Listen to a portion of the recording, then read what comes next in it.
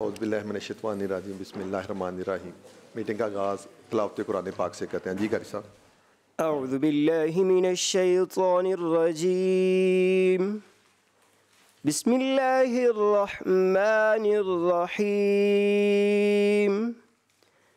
सुब्हान रब्बिक रब्बिल इज़्ज़ति अम्मा यसिफून वसलामुन अलल मुरसलीन वल्हम्दुलिल्लाहि रब्बिल आलमीन। अल्लाह के नाम से शुरू जो बड़ा मेहरबान निहायत रहम करने वाला है। आपका रब जो इज़्ज़त का मालिक है, उन सब ऐबों से पाक है जो वो बयां करते हैं, और तमाम अम्बिया पर सलाम हो, और तमाम तारीफ़ें अल्लाह ही के लिए है जो तमाम जहानों का पालने वाला है। सदक़ल्लाहुल अज़ीम।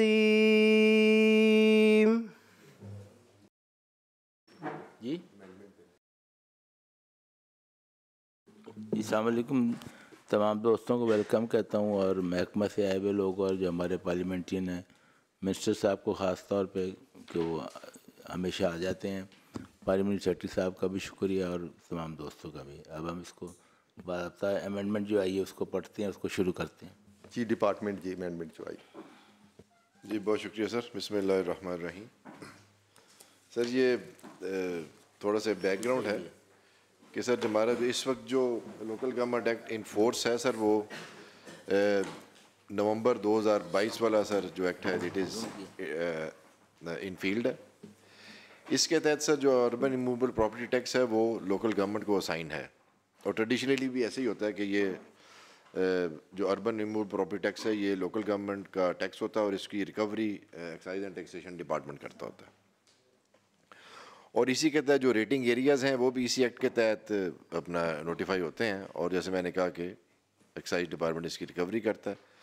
सर इस साल अभी जब इस माली साल पिछले माली साल में बल्कि जब फाइनेंस एक्ट अप्रूव हुआ था असेंबली से, उसके अंदर उन्होंने कुछ जो हमारी फ़ी थी और टैक्सेस थे उसको थोड़ा रैशनलाइज़ किया, और साथ ही साथ उन्होंने अमेंडमेंट ये भी कर दी उसके सेक्शन 4 में कि जो प्रॉपर्टी टैक्स की जो असेसमेंट है उसको रेंटल वैल्यू से उसको उसकी कैपिटल वैल्यू पे ले जाए। ये बड़ा आई थिंक एक बड़ा लैंडमार्क डिसीजन था, और इसके अंदर बहुत सारी जो एक तरह की जो डिस्क्रेशन थी टैक्स असेसर्स की वो काफ़ी हद तक ख़त्म हो गई।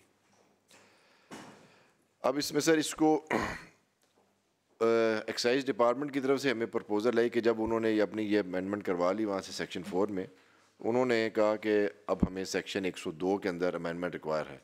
तो सर उसको डवटेल करने के लिए दोनों जो लॉज हैं उनको सिंक करने के लिए हमने फिर ये सर अपनी प्रपोज़ल पेश की। तो ये सारा प्रोसेस होते हुए सर ये पहले सीएम को गई, सीएम ने फिर इसको रेफ़र किया SCCLB को, SCCLB ने इसको प्रेजेंट उसको डिलिब्रेट करके उसको रिकमेंड किया, और अल्टीमेटली सर इसको 14/1 को कैबिनेट ने इसको अप्रूव कर दिया, और उसके बाद उन्होंने इजाज़त दे दी हमें कि जी आप इसको असेंबली में ले कर दें।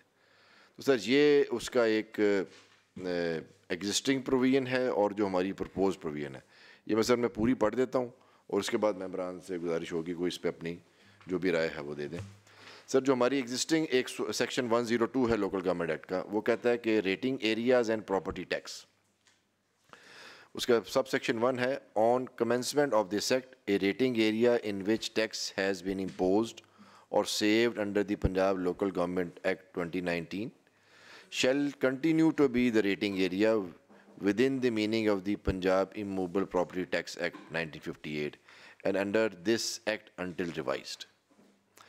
सर उसकी अगली प्रोविजन है notwithstanding anything contained in Act 5 of the 1958 जो को एक्साइज का एक्ट है sir, a local government to which urban immovable property tax relates to may determine the rate of this tax in accordance with section 100 of this act, or this act means the local government act. If no determination under subsection 2 is made, the rate of urban immovable property tax shall be determined under Act 5 of 1958. इसको sir हमने जो propose वाला section है उसको थोड़ा सा change ऐसे किया है कि on commencement of this act a rating area in which tax has been imposed और saved under the Punjab local government act और any other local government law in force. Sir इसको इसलिए ऐड किया गया है कि लोकल गवर्नमेंट एक्ट काफ़ी आप कह लें फ्रीक्वेंटली वो होता रहता है, तो हमने उसको अगर मुस्तकबिल में भी कोई ऐसी सूरत आती है तो ये क्लॉज फिर उसको एक तरह से सेव कर देगी। Shall continue to be the rating areas within the meaning of the Punjab Immovable Property Tax Act of 1958 and under this act until revised। Sir आगे फिर हमने सेक्शन 2, 3 और एक 4 ऐड किया है। अब सर हम इसमें ये कह रहे हैं कि all urban areas demarcated under this act shall be rating areas. अब ये जो हर दफ़ा एक होती थी कि रेटिंग एरिया डिक्लेयर करने के लिए जो एक एक्सरसाइज होती थी, वो एक्सरसाइज भी एक बड़ी लेंथी एक्सरसाइज होती थी, तो उसको हमने उसको एक तरह से जेनेरिक उसको कर दिया कि जो भी अर्बन एरिया डिक्लेयर होगा किसी भी म्यूनसिपल कमेटी का, म्यूनसिपल कॉर्पोरेशन का, वो ऑटोमेटिकली रेटिंग एरिया हो जाएगा। तो वो जो असेसमेंट वाला मामला है कि जी इस एरिया को आप अर्बन कर दें, इसको ना करें, तो वो एक डिस्कशन ख़त्म कर दी है। जो अर्बन एरिया डिक्लेयर होगा under the local government act वही रेटिंग एरिया होगा।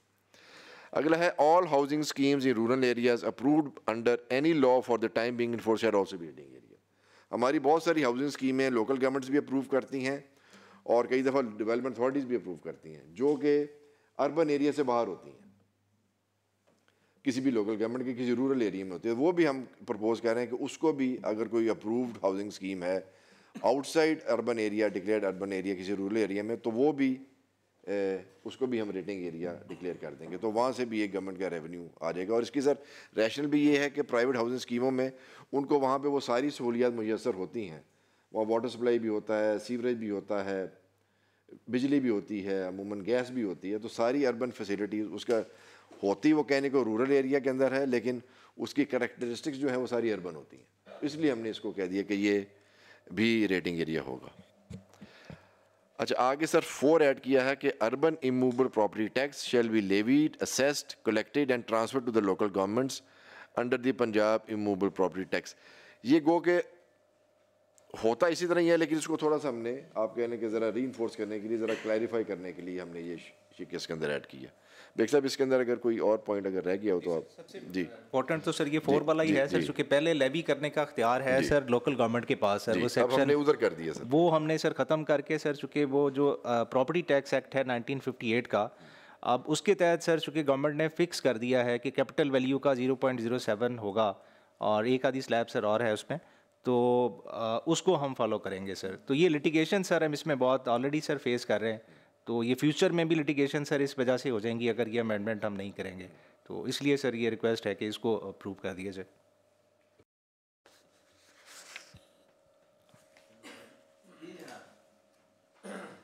सर मेरे ख्याल से किसी मेंबर ने बात करनी शुरू करें तो बाब साहब जी। इसमें मैं क्वेश्चन मेरा ये है कि जो कैपिटल वैल्यू है उसका असेसमेंट का आपने क्या उसका जो तरीक़ाकार या उसका who will do the capital assessment, क्योंकि ये तो आप you are just throwing something in front of दोबारा किसी डिपार्टमेंट के आगे वो जो मर्जी असेसमेंट कर दें, तो उस असेसमेंट का काइंडली ज़रा बता दीजिए सर। वो बेसिकली ये तो है एक्साइज का परव्यू, लेकिन आपको थोड़ा सा मैं वजाहत कर देता हूँ कि सर इस जो पहले था तरीक़ाकार वो था रेंटल वैल्यू पे। रेंटल वैल्यू में जो हमारा टैक्स का प्रॉपर्टी टैक्स का इंस्पेक्टर है या स्टाफ है, उसके बाद ये डिस्क्रेशन होती है कि किसी से मिल लिया तो उसका रेंट अगर 1 लाख रुपया ले रहा है तो कह देगा इसका 50,000 रुपया, तो उस हिसाब से असेसमेंट हो जाती है। अब सर कैपिटल वैल्यू पे हर साल डिप्टी कमिश्नर रेट नोटिफाई करता है हर इलाके का, जिसमें बताया होता है कि जी यहाँ पे 5 मरले की ज़मीन का क्या रेट है, कंस्ट्रक्टेड का क्या रेट है, तो वो फिर डिस्क्रेशन ख़त्म हो जाएगी। वो ऑलरेडी प्रैक्टिस चल रही है, हर साल डिप्टी कमिश्नर अपने इलाके का एक जो उसको वैल्यूएशन टेबल उसको कहते हैं, वो हर साल इशू होता है, तो उसकी बुनियाद पे अब ये असेस हो जाएगा। इसमें जो अमेंडमेंट है बुनियादी चीज़ ये है कि इसमें ट्रांसपेरेंसी भी आएगी। देखिए गवर्नमेंट का रेवेन्यू भी जो है ना वो ट्रांसपेरेंट होना चाहिए। आप ये बात बुनियादी है कि जब रेंटल वैल्यू से आप कैपिटल वैल्यू पे शिफ्ट होते हैं, डीसी रेट्स के ऊपर हमें सबको पता है कि डीसी रेट्स होते हैं, और तकरीबन हमारा बिलीव भी है उसके ऊपर कि ठीक होते हैं डीसी रेट्स जो है ना, या नोटिफाइड होते हैं, तो कोई हिडन चीज़ उसमें होती को नहीं। तो ये तो बड़ी ट्रांसपेरेंसी इसमें होगी। जो इंस्पेक्टर्स हैं वहाँ पे वो अपनी मर्ज़ी से चीज़ों को जो प्लस माइनस कर लेते हैं वो चीज़ें ख़त्म हो जाएंगी। तो ये तो इसलिए मेरा ख्याल है कि जब हम ये कर ही रहे हैं तो ये इसलिए नहीं अच्छी बात है, करना चाहिए। लेकिन मैं ये जो डीसी रेट की बात हो रही है, अब जितनी भी जो भी अर्बन या रूरल एरियाज़ में जितने भी हाउसिंग सोसाइटीज़ हैं उनमें तामीरात हुई होती हैं। जो डीसी रेट है, मतलब शायद मेरी इन्फॉर्मेशन में इजाफा हो जाए, वो तो लैंड का डीसी रेट होता है। उसके पास दोबारा आप इख्तियार असेसमेंट वाले ऑफिसर को दे रहे हैं, क्योंकि वो कई दफ़ा कई दफ़ा होता ये है कि वो कहते हैं जी इसमें मलबा कम डाल दे, मलबा थोड़ा डाल दे। रजिस्ट्री हो रही होती है ना, तहसीलदार के पास जाएं, वो मलबा कम डलवाने का और रेट है, मलबा डबल स्टोरी का और रेट है, सिंगल स्टोरी को प्लॉट करना, डबल स्टोरी को सिंगल स्टोरी करना। तो मैं ये मेरी थोड़ा सा है कि इसको अगर आप इस अमेंडमेंट में इसको भी थोड़ा सा मज़ीद क्लैरिफाई अगर पॉसिबल होता कर देते, तो ताकि ये भी एक इख्तियार जो किसी ऑफिसर के हाथ से मज़ीद ट्रांसपेरेंट हो जाता। सर ये जो वैल्यूएशन टेबल सर हर साल नोटिफाई होता है सर, ये है स्टैम्प एक्ट की प्रोविज़न उसके तहत होता है सर। और पहले ये सिर्फ ज़मीन का ही होता था सर। उसमें सर ये बोर्ड ऑफ रेवेन्यू ने काफ़ी साल पहले अमेंडमेंट करके सर उसमें जो कंस्ट्रक्टेड होगा ना एरिया स्क्वायर फुट, उसका भी रेट डिटर्मन अप होता है। तो इसमें भी डिस्क्रिशन नहीं होगी और साल के साल ये री नोटिफाई हुआ करेगा। अगर कहीं पे कोई एक्सेसिव है तो वो ठीक हो सकता है। बेग साहब, इसमें जो ऑनरेबल मेंबर ने बात की है कि अगर एक सिंगल स्टोरी है और जो डबल स्टोरी है उसके रेट में फ़र्क होता है इसमें? बट एरिया का सर रेट है ना सर, एक ही रेट होता है सर, तो वो डिस्क्रिशन तो होगी नहीं सर। नहीं sir, total covered area sir चाहे 4 फ्लोर्स हों चाहे 1 फ्लोर हो, तो उसका एक जेनेरिक सा मतलब एक रेट होगा जो मार्केट रेट से ज़रा कम ही होता है सर। तो आपकी क्या सजेशन है कि अगर इसमें डिफरेंट स्टोरीज़ हैं तो उसके वाले से रेट को बदलना चाहिए? देखिए, मेरी जो सिंपल सी, आपने ख़ुद बहुत अच्छी बात की है ट्रांसपेरेंसी की, जो मैं अपने एक एक्सपीरियंस से यही बात करूंगा, जिससे मैंने पहले भी कहा है कि जब आप रजिस्ट्री करवाने जाते हैं तो वहाँ रेट्स में फ़र्क होता है उसके हिसाब से कि जी घर कितना को, मतलब वो डबल स्टोरी या ट्रिपल स्टोरी, या कई दफ़ा बहुत बड़ा घर बना होता है उसको 2 कमरों का शो करके उस पर कम पैसे डाल के उसकी रजिस्ट्री की प्राइस नीचे आ जाती है। तो मेरा सिर्फ कंसर्न यही है कि कल को जब टैक्सेस जो हैं वो आप लगाने शुरू हों तो फिर वो ये ना हो कि किसी जगह पे वो टैक्स जो है असेसमेंट में ज़्यादा लग जाए, किसी में कम लग जाए। इसको उसका एक प्रिंसिपल फार्मूला बन जाना चाहिए ताकि ये तो पॉसिबल ही नहीं ना सर। ये आप कह रहे हैं कि जो कंस्ट्रक्टेड एरिया है इसमें जो टेबल नोटिफाइड होता है स्क्वायर फुट के हिसाब से, अगर वहाँ पे कंस्ट्रक्टेड एरिया पर स्क्वायर फुट ये है तो इसके ऊपर ये होगा, चाहे वो सिंगल स्टोरी हो डबल स्टोरी हो। वो और ये बोर्ड ऑफ रेवेन्यू ने किया हुआ है, ठीक है जी, एक ही रेट है। में ये ना कि डिस्क्रेशन ख़त्म हो जाएगी ना सर, जब रेट साल के शुरू में नोटिफाई हो गया, मसलन उसने डीसी ने बता दिया कि जी लाहौर के अंदर माल रोड पे पर स्क्वायर फुट का ये रेट है, तो उस रेट के हिसाब से असेसमेंट हो जानी। अब ये नहीं है कि वो प्रॉपर्टी रेंट पे खड़ी हुई है, वो खाली है, वो ओनर खुद इस्तेमाल कर रहा है, तो ये जो तीनों डिस्क्रेशन इस्तेमाल करते थे एक्साइज वाले, वो चीज़ ख़त्म हो गई। तैयाब साहब का जो मेन बात है वो कहते हैं कि अब आपकी जो बात से मैं अंडरस्टैंड किया हूँ कि वो जो कितने स्क्वायर फुट कंस्ट्रक्टेड है ये तो वो जो ऑन ग्राउंड असेसमेंट कर रहा है उसको हाथ में जाना है। अब ये बात करें, अब ये तो मेरा ख्याल है अल्टीमेटली यही जाना है। अभी तो हमारे पास फौरी इसका कोई सोल्यूशन, डिजिटल सोल्यूशन तो होगा नहीं कोई भी, ये तो वहाँ पर किसी न किसी को जाकर करना पड़ेगा। लेकिन ये बात है, अगर एक बंदा वो स्क्वायर फुट कम कर देता है तो वो तो बड़ी खुली खुली बात होगी, कल वो कंप्लेंट्स आती हैं तो वो कंप्लेंट्स को पता पकड़ा जाएगा बंदा। वो मेरा ख्याल है इसमें ये आपकी बात में वज़न है बिल्कुल, लेकिन थोड़ा सा ये इसका को हमारे पास वे आउट फिर क्या हो सकता है वो शायद इस वक्त मुमकिन ना हो सके।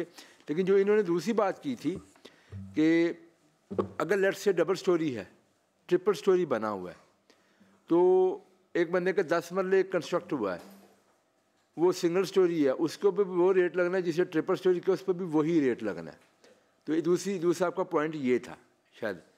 तो इसमें हम क्या कर सकते हैं कि कोई डबल स्टोरी या ट्रिपल स्टोरी को हम इसमें शामिल कर सकते हैं? Sir as a policy sir उस रेट को काफ़ी मार्केट से ना कम रखा जाता है सर।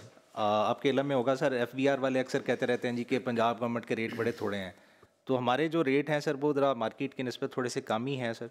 और अगर वो बस 3 फ्लोर हैं 4 फ्लोर हैं, अगर सबका इकट्ठा करेंगे तो मार्केट रेट से सर ओवरऑल कम ही बन रहा होगा। लेकिन सर चूँकि एक रेट है तो वो जो असेसमेंट में जो मैनिपुलेट हो सकता है वो नहीं हो सकता सर।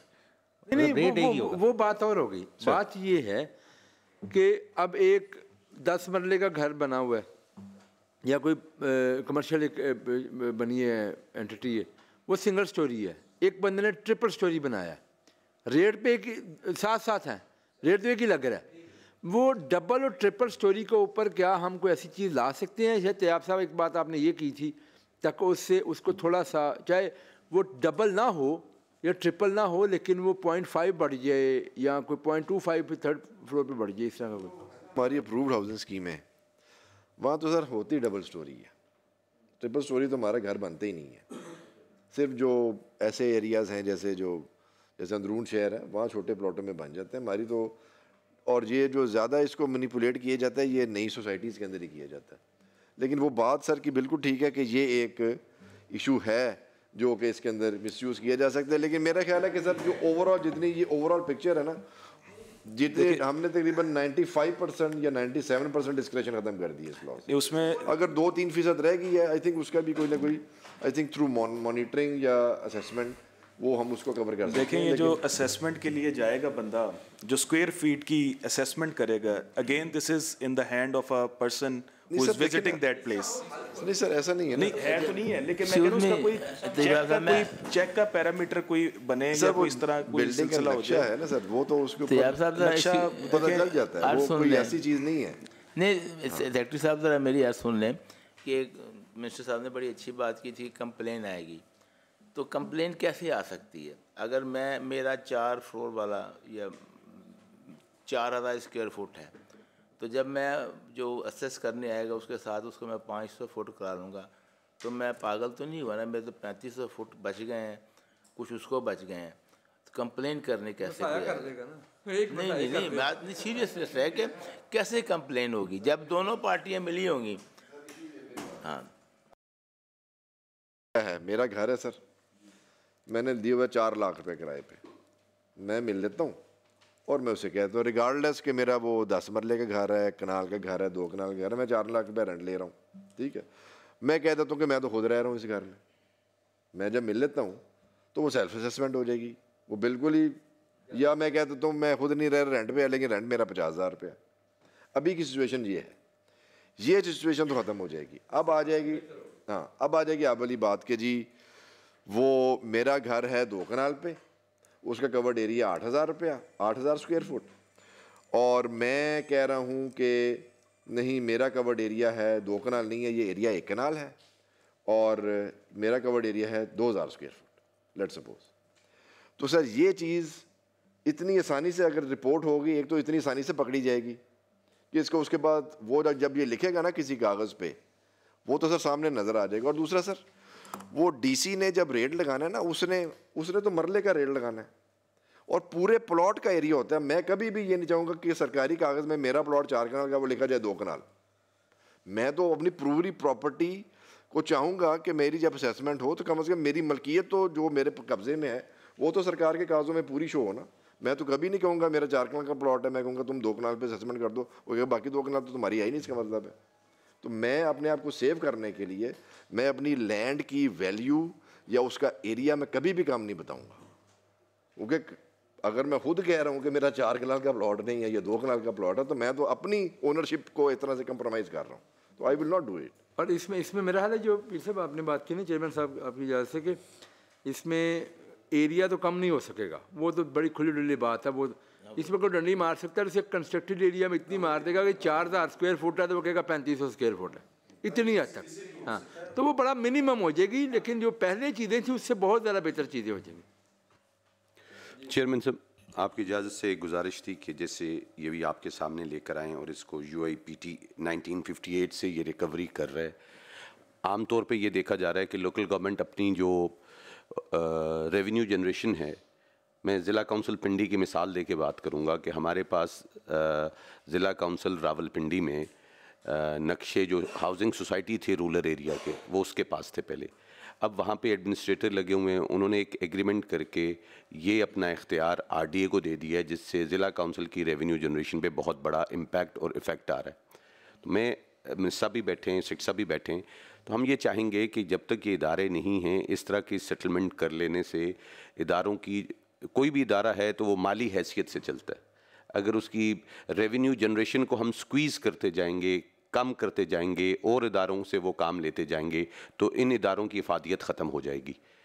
मैं सब आपसे भी ये रिक्वेस्ट करूँगा कि आप काइंडली इसको, अगर बिलखसूस जिस केस की मैं बात कर रहा हूँ, मेरी पहले स्पेशल सेक्रेटरी साहब से बात हुई है कि ये जो रेवेन्यू हम कलेक्ट करेंगे इसमें हमें क्या शेयर आएगा, लोकल गवर्नमेंट हमें, मींस हमारा लेट्स सपोज ज़िला काउंसिल शेखुपुरा है, कोई यूनियन काउंसिल है जिसका जो शेयर आ रहा है, उसमें हमने गवर्नमेंट को क्या बाउंड किया हुआ है कि वो उस इदारे को इस एक्ट के मुताबिक उतने पैसे देने की पाबंद होगी, क्योंकि हमने इसको भी आउटसोर्स कर दिया है, पहले से आउटसोर्स है, और वो रेवेन्यू जनरेशन हमारे लिए एक्साइज डिपार्टमेंट कर रहा है। Thank you. इसमें आपकी बात जो है ना, ये एक डिबेट है लोकल गवर्नमेंट्स और जो हमारी डेवलपमेंट अथॉरिटीज़ हैं इनके दरमियान। इसमें डिफरेंट व्यू पॉइंट्स हैं, लेकिन ये एक बड़ी इसमें डिबेट चाहिए है कि आइडियली तो मैं भी खुद इस चीज़ का कायल हूँ कि लोकल गवर्नमेंट जो है ना उनके पास इख्तियार होना चाहिए, जिसमें मैं ज़ाती तौर पर समझता हूँ कि अब पिछले 1 साल से चीफ मिनिस्टर पंजाब ने हमें जो हदायत की हैं, हमने जो चीज़ों को जो जेन्युइन जहाँ पे वो प्लेस होनी चाहिए उनको प्लेस करने के हवाले से जो एफ़र्ट्स कर रहे हैं लोकल गवर्नमेंट्स को बतौर इस डिपार्टमेंट को हमने बड़ा स्ट्रॉन्ग किया है पहले। लेकिन इसमें ये अभी थोड़ा सा जो आपने बात की है वो बिल्कुल है, ये इससे हटके एक अलग वो डिस्कशन है, तो इसमें तो हम इस पर अभी कुछ नहीं कर सकते, क्योंकि ये 2 डिफरेंट डिपार्टमेंट्स की एक चीज़ है। ओवर द ईयर्स ये चीज़ देखी कि लोकल गवर्नमेंट्स हमारी कमज़ोर हुई और डेवलपमेंट अथॉरिटीज़ की तरफ रुझान हुआ, वो शायद हम उस तरह परफॉर्म नहीं कर पाए, या लोकल गवर्नमेंट डिपार्टमेंट या हमारी जो लोकल मकामी हुकूमत इतनी स्ट्रेंथन उनको नहीं किया गया। लेकिन आज अल्हम्दुलिल्लाह हम आपको ये कह सकते हैं पिछले 1 साल के अंदर हमने लोकल गवर्नमेंट में चीज़ें वापस ही ली हैं, गया यहाँ से कुछ भी नहीं है, और ये टाइम लगेगा इंशाअल्लाह, ये चीज़ें थोड़ी सी मज़ीद ये स्ट्रेंथनिंग होगी। लेकिन मेरा ख्याल है साथ साथ कैपेसिटी बिल्डिंग हमें करनी चाहिए, स्ट्रेंथनिंग नहीं करनी चाहिए सिर्फ कि विदाउट कैपेसिटी बिल्डिंग स्ट्रेंथनिंग करेंगे तो वो कोलैप्स हो जाएगा सिस्टम। अगर हमारी डेवलपमेंट अथॉरिटीज़ कहीं काम कर रही हैं तो वो भी गवर्नमेंट का इदारा है, ज़ाहिर है, तो वो अगर काम कर रही हैं तो उसके साथ साथ लोकल गवर्नमेंट्स को अगर हमें वापस लाना चाहिए, आइडियली होना चाहिए, तो थोड़ा सा हमें टाइम लगेगा, लेकिन जो आप बात करें चीज़ें इंशाल्लाह। Sir with your permission can I add इसमें एक जो सॉरी प्लीज, इस रेवेन्यू जो हम जनरेट कर रहे हैं इसकी शेयर होल्डिंग क्या है, मतलब प्रोविंशियल गवर्नमेंट क्या रखेगी और वो लोकल गवर्नमेंट जहाँ से ये रेवेन्यू जनरेट होगा। जो अभी प्रपोज बिल है सर, उसमें मिनिमम 25% प्रपोज किया जा रहा है सर, जो कि थोड़े दिनों में आ जाएगा सर इस कमेटी में, कि कम से कम 25% ट्रांसफ़र हो। ये मेरा ख्याल है ये क्योंकि इस वक्त जो 2022 वाला एक्ट चल रहा है उसमें ये हमें करना इसलिए ज़रूरी था कि ताकि ये हमारा प्रोसेस चलता रहे, लिटिगेशन से बचे रहें। लेकिन अब जो हमारा नया एक्ट आएगा उस पर डिटेल डिस्कशन होगी, उसके अंदर ये सारी चीज़ें इंशाल्लाह कवर हो जाएंगी। वो मेरा ख्याल है डिपार्टमेंट की तरफ से तो चला गया, आ गया, असम्बली में आ गया, तो नेक्स्ट मेरे ख्याल इजलास में आप कल इंट्रोड्यूस होगा। हमारा एक और भी है, स्पेशल प्लानिंग वाला भी आ गया हमारा, जी ठीक, तो आ जाएगा। फिर उसके बाद ये फोरम आपके पास मौजूद है, पीर साहब हैं जी, चेयरमैन साहब की मैं बात समझ जाऊँ मैं कि वो कह रहे थे कि अगर आपने RDA को, जिस तरह मैं समझता हूँ कि एक लोकल गवर्नमेंट की बहुत बड़ी अचीवमेंट है, उसमें सबका टीम वर्क शामिल है, कि हमारे 3 अजला LDA में आया करते थे, ठीक है ना, और वो मेहरबानी है CM साहबा की भी, कैबिनेट की भी और महकमे के भी, सब एक पॉइंट पे थे, रास्ता रास्ता वो 3 ज़िले जो हैं वो वापस चले गए हैं। उनकी रेवेन्यू जो थी वो ज़िला कौंसिल ज़्यादा इकट्ठा कर सकती थी, वो फिगर ने साबित किया और आइंदा भी करेगी साबित।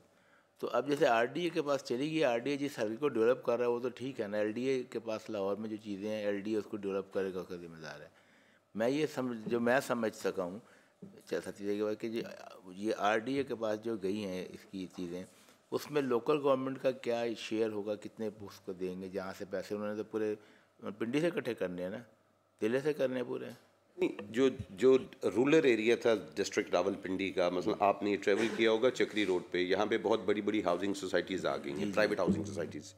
अब वहाँ से जब रेवेन्यू जनरेट होना शुरू हुआ तो उस वक्त वो ज़िला काउंसिल से वो एरिया लेकर वो सोसाइटीज़ के, पहले जो रूटीन में अगर कोई 200 कनाल की सोसाइटी है, 150 कनाल की सोसाइटी है, तो वो ज़िला काउंसिल उसका NOC देती रही। अब वो उनसे इख्तियार ले लिया गया है, वो इख्तियार एडमिनिस्ट्रेटर ज़िला काउंसिल ने एक एग्रीमेंट के थ्रू RDA रावलपिंडी को दे दिया है। मेरे ख्याल से उस पर डिपार्टमेंट की भी कोई इसमें आई डोंट नो, मेरा नहीं ख्याल कि इनकी तरफ से कोई परमिशन या कोई इनको भी उसमें ऑन बोर्ड लिया गया। खैर जिस सब ने कहा है कि this is a different subject, लेकिन मैं आपके नोटिस में देना चाहता था कि ये this is a very important issue. वहाँ की ज़िला काउंसिल बिल्कुल इररेलेवेंट हो जाएगी इन फाइनेंसेस के बगैर। हम आगे चीज़ें लेके चल रहे हैं। चेयरमैन साहब ने बात की है कि लाहौर का हमने ये किया पता नहीं कितने सालों से LD के पास से तीनों के तीनों इजला, बाकी भी तो अल्हम्दुलिल्लाह ये आज चीफ मिनिस्टर पंजाब ने ये फैसला किया। अब और ये 3 ज़िले हमने बाहर निकाले हैं, भी आप नहीं थे तो हमने वापस ले लिया इस चीज़ को। आप निकाल नहीं सके ना 4 साल। मेरी बात सुने जिया साहब, आप हमारे बड़े साथी हैं। यहाँ स्टैंडिंग कमेटी में ना, यहाँ पे तो हम सब एक ही पेज में होते हैं।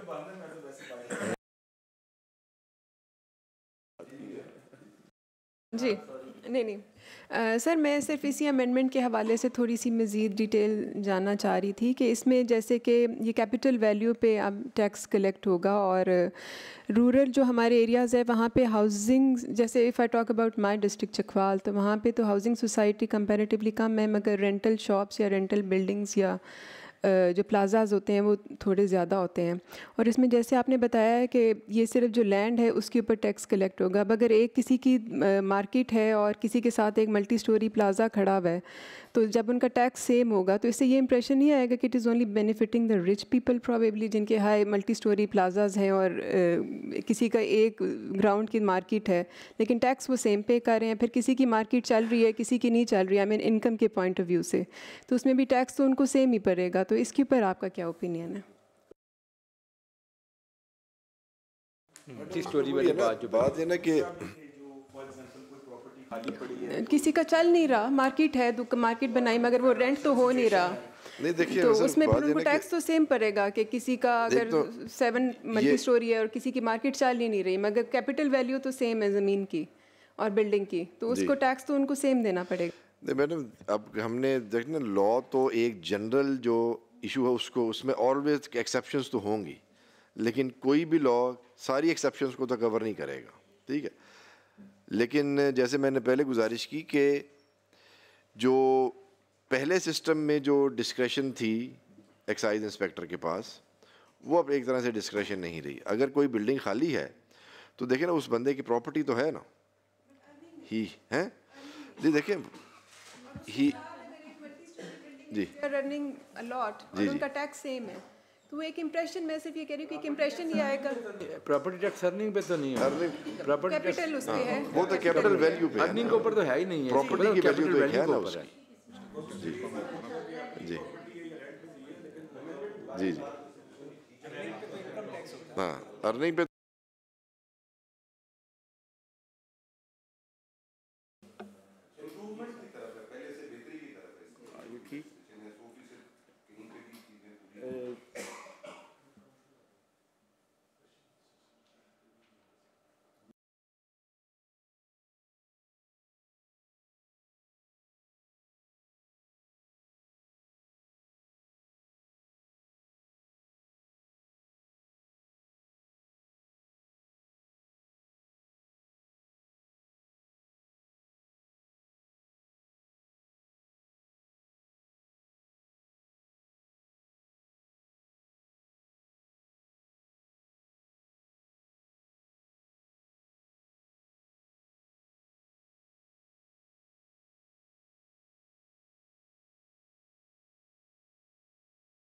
all amendments are approved as it is.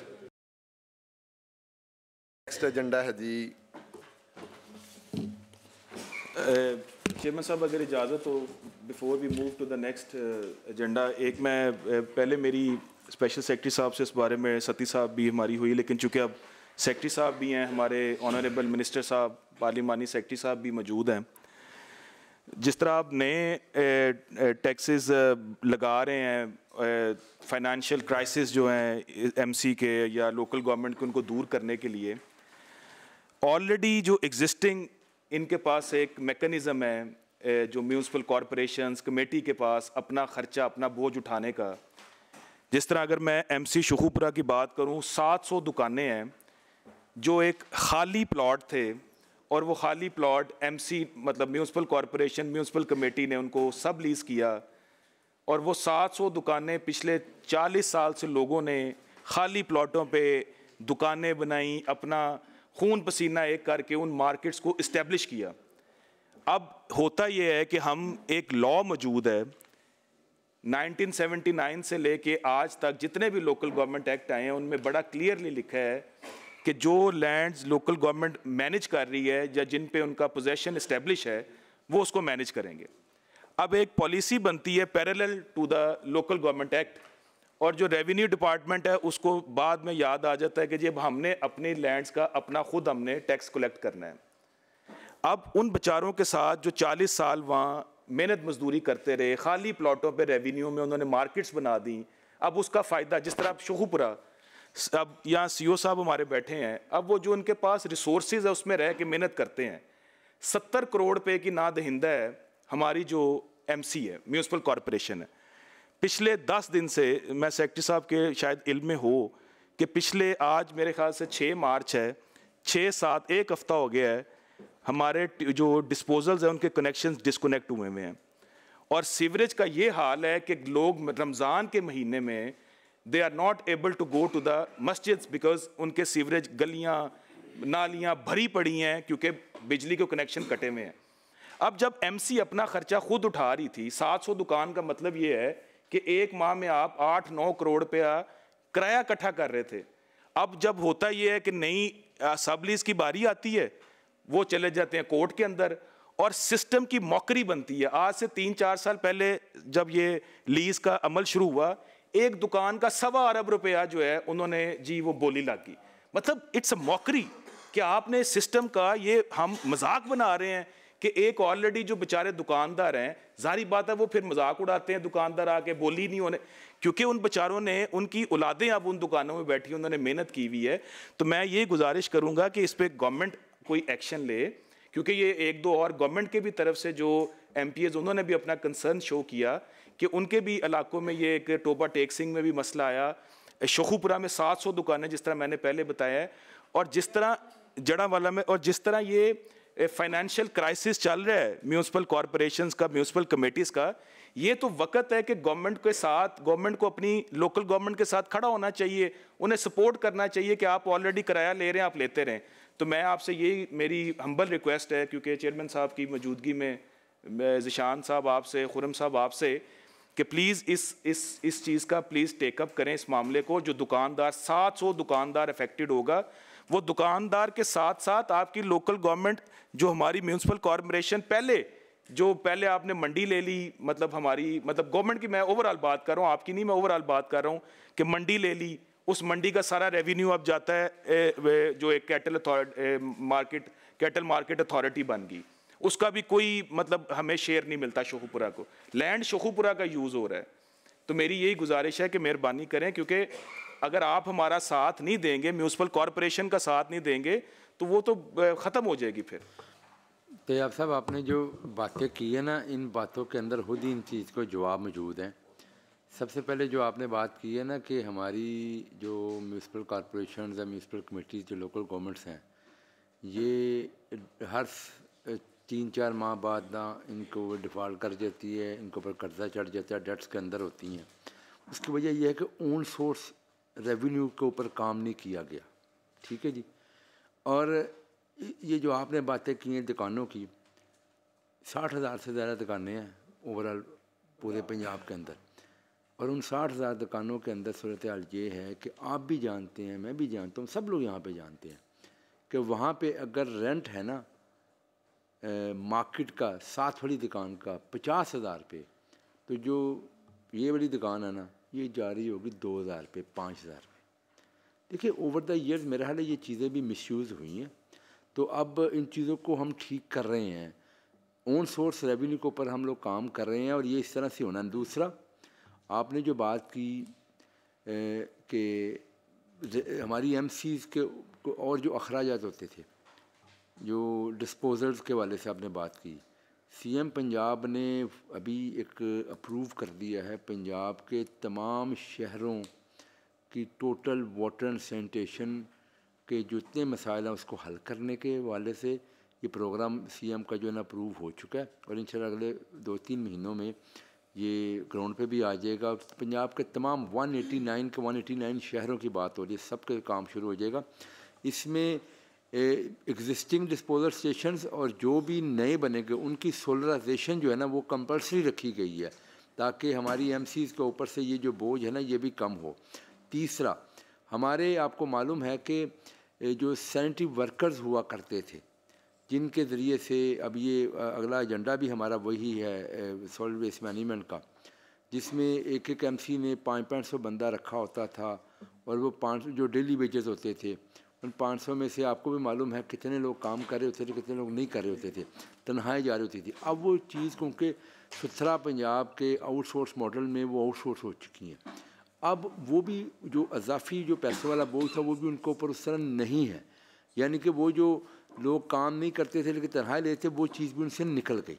तो मैं समझता हूँ कि ये चीज़ें हम कर रहे हैं, इंशाअल्लाह आने वाले वक्त में आप देखेंगे कि हमारी एमसीज़ हम इनको बिल्कुल इस तरह बनाएंगे कि ये अपना रेवेन्यू भी इकट्ठा करेंगी और अपना ख़र्चे भी खुद उठाएंगी और बल्कि डेवलपमेंट के लिए बजट भी इनके पास हुआ करेगा। और जो कैटल मार्केटिंग कंपनी का आपने बात की है वो भी जो हमारा आने वाला जो बिल है इसका जो नेक्स्ट आ रहा है लोकल गवर्नमेंट एक्ट जो आ रहा है उसके अंदर हमने ये प्रपोज़ल रखी है कि वो जहाँ से जिस एरिया से वो कलेक्शन की जाए उस जो मकामी हुकूमत है जो लोकल गवर्नमेंट है उसको उसका रेवेन्यू शेयर जाना चाहिए, तो इसमें रखा हुआ है हमने जी।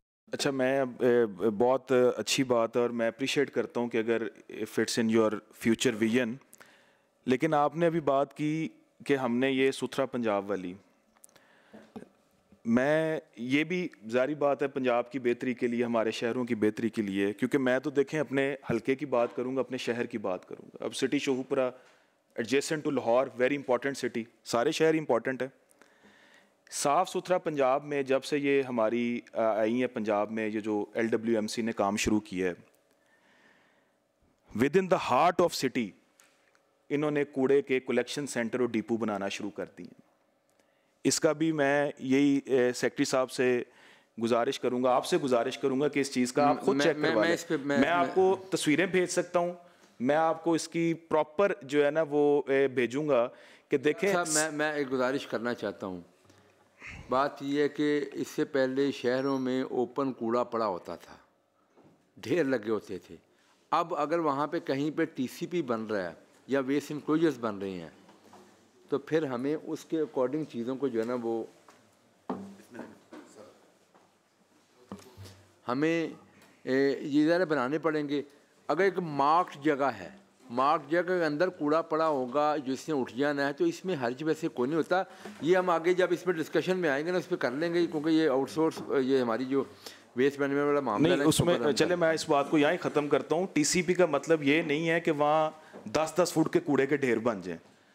मैं आपको आज तस्वीर भेज दूंगा। TCP का मतलब ये है कि वहाँ पे कूड़ा आना है सारी तरफों से, उसके बाद वहाँ से आगे टेम्परेरी कलेक्शन पॉइंट से आगे जाना है, आगे जाना। बट इट डजंट मीन कि वहाँ महमूद बूटी की तरह ऊंचे ऊंचे ढेर बन जाएंगे। वो मैं आपको बताऊं कि वो जाना लाजमी होगा, इसलिए लाजमी होगा कि टनेज पूरी नहीं होती अगर वो जाएगा नहीं। तो ये एक वो पूरा मॉडल है। मेरा ख्याल है कि TCP जो है ना, अगर शहर का कूड़ा इकट्ठा हो रहा है तो वो शहर के अंदर ही कहीं TCP बननी है।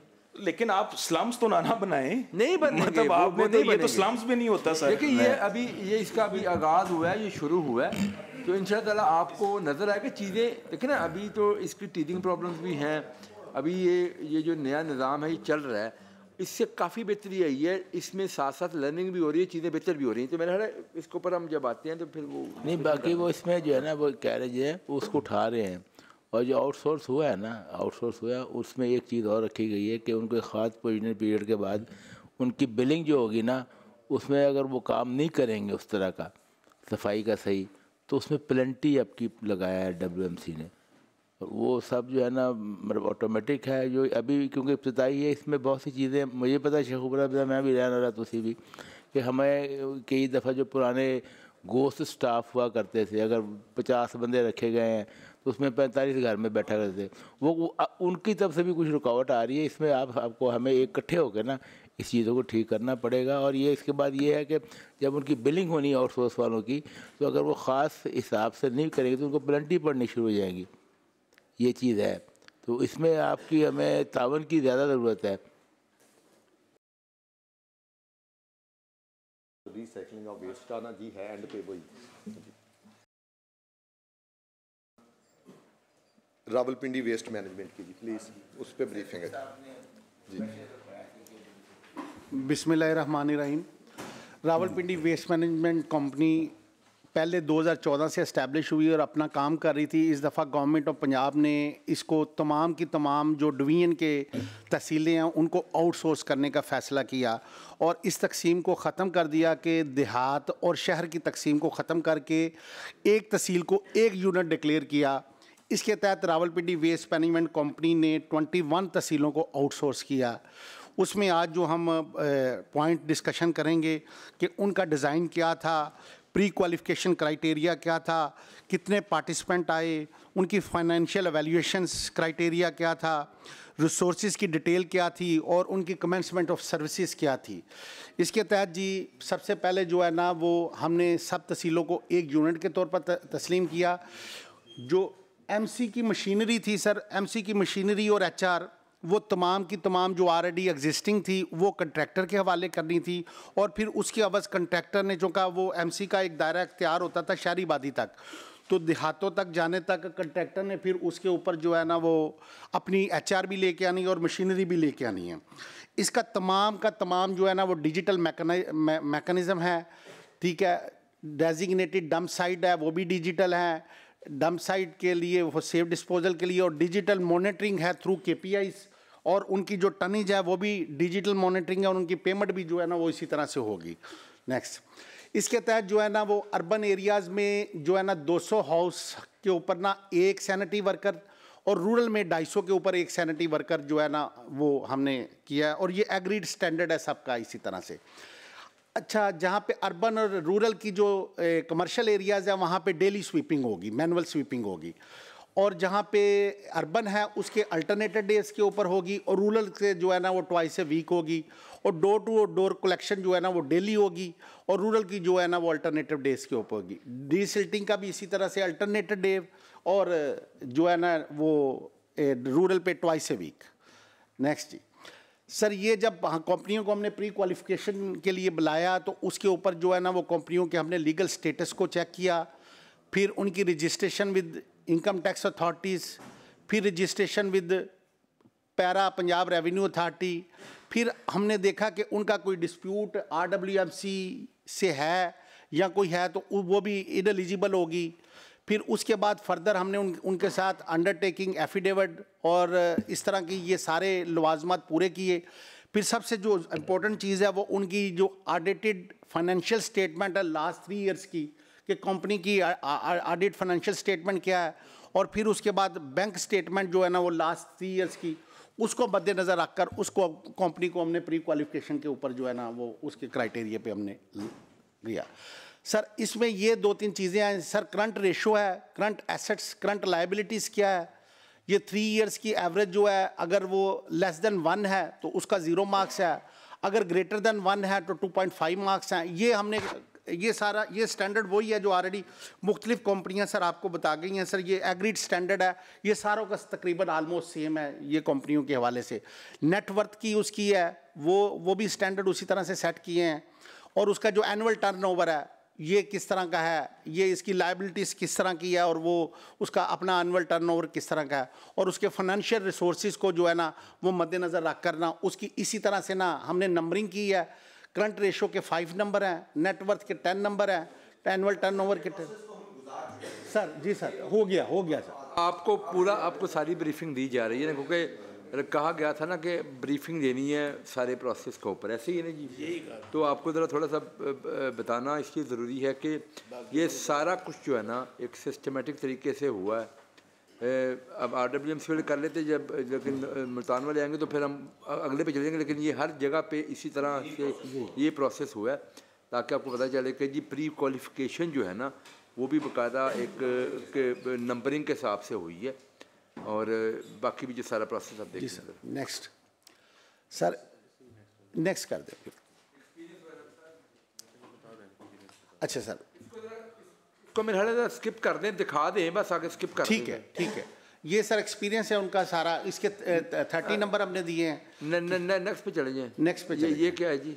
सर ये एक्सपीरियंस उसी के उसके आगे है। ये आगे पर्सनल HR कैपेबिलिटीज़ क्या है उसकी, क्या उस वो जो उसने बंदे हायर करने हैं वो mechanical engineer, environmental engineer, DA diploma हो 3 इयर्स का, और ड्राइवर्स वगैरह LTV बस दिखाते जाएं, जल्दी स्किप करते हैं, ये दिखा दें जी। हाँ ये सर इसमें क्राइटेरिया 100 तो नंबर्स का 100 मार्क्स आपने इसमें इस तरह हमने पूरे कि इसके ऊपर बेस करके वो जो है ना इनकी प्री क्वालिफिकेशन हुई।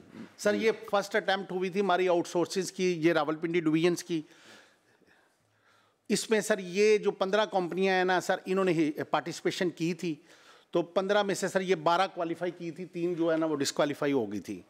तो 12 के जब bidding price I, bidding received हुई, तो ये रेट सारे हायर हो गए, यानी कि किसी का 22%, 18% मुख्तलिफ रेट्स आए।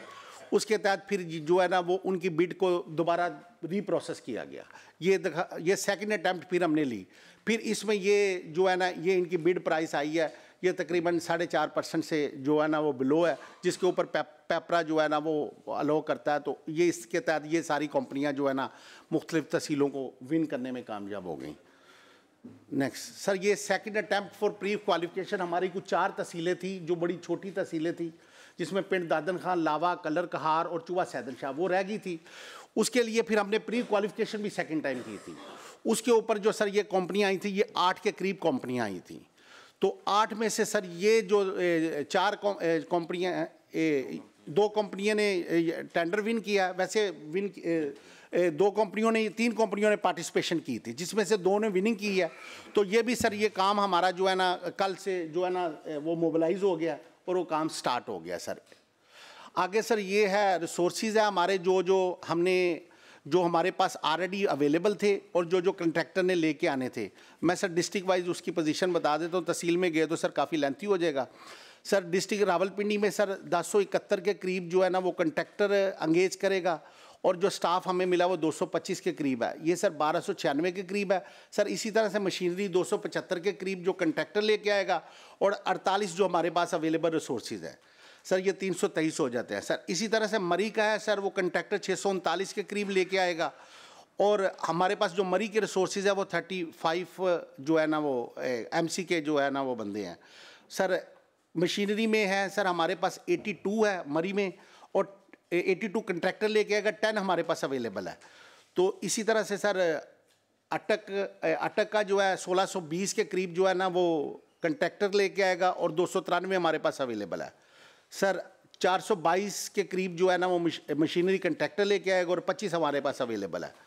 नेक्स्ट जी सर, आगे सर चकवाल में 893 के करीब कंट्रैक्टर HR लेके आएगा, और 120 हमारे पास जो है वो MC की स्ट्रेंथ में अवेलेबल है। और मशीनरी सर 193 के करीब कंट्रैक्टर लेके आएगा, और 57 है। तलाकंग को हमने अलहदा डिस्ट्रिक्ट के तौर पर शो किया है, इसमें 419 के करीब जो है ना वो हमारे पास वो कंट्रैक्टर लेके आएगा, और 94 जो है ना वो हमारे पास अवेलेबल है। तो इसी तरह से HR 145 कंट्रैक्टर लेके आएगा, और 6 हमारे पास है।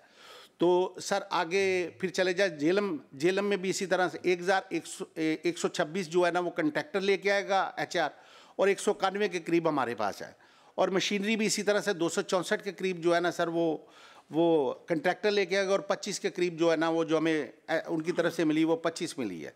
तो सर ये टोटल रावलपिंडी डिवीजन में जो है ना वो HR जो कंट्रैक्टर लेके आएगा वो 5768 के करीब है, और 958 हमने उनको दी है जो हमारे पास अवेलेबल थी। तो मशीनरी सर 1381 के करीब जो है ना वो कंट्रैक्टर लेके आएगा, और 171 जो है ना जो हमने उसको दी थी। सर ये उसकी टोटल फिगर है जिसके तहत सर बहुत सारे लोग जो है ना उनको नौकरियां भी मिली हैं, उनको मतलब ड्राइवर्स को भी काम मिला और सारा कुछ ये है ना ये सारा उसी के तहत हो रहा है। सर ये हमारी टोटल जो है ना वो कंट्रैक्ट की 4 ईयर्स की प्राइस है, हर एक की सर ये अलग-अलग है। इसमें अगर वो आप कहते हैं तो मैं सर अलग-अलग पढ़ के बता देता, अगर कोई पॉइंट है तो मैं इस पर डिस्कस कर देता हूँ। तो सर ये हमारी जो है ना वो कंट्रैक्ट की जो कमेंसमेंट डेट है सर, ये जो स्टार्ट हो चुकी हैं ये 2 फरवरी 3 फरवरी ये सर पिंडी का है सारा सिस्टम, ठीक है ना, ये स्टार्ट हो चुका काम हमारा। तो आगे सर पिछली तो हमारी सिर्फ 4 तहसीलें सर रहती हैं, वो इंशाल्लाह 1-2 दिन के अंदर अंदर वो भी कंट्रैक्टर मोबिलाइज हो गया, वो भी काम स्टार्ट हो गया।